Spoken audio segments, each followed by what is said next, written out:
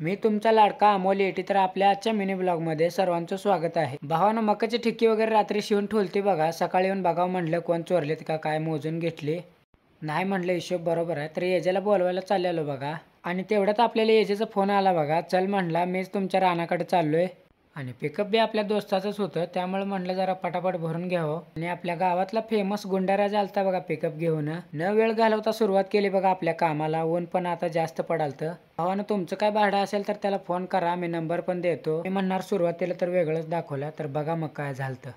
अचानक भावानं गाडी हरली बघा खाली, त्यामुळे ट्रॅक्टर आपल्याला बोलवायला लागला।